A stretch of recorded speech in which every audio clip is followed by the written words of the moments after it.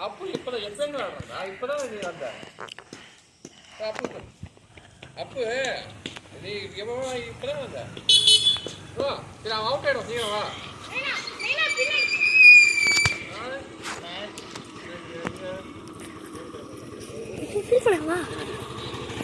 பசங்க இருக்காங்க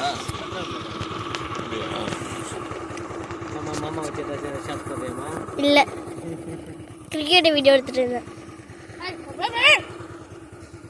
ரீல்ஸா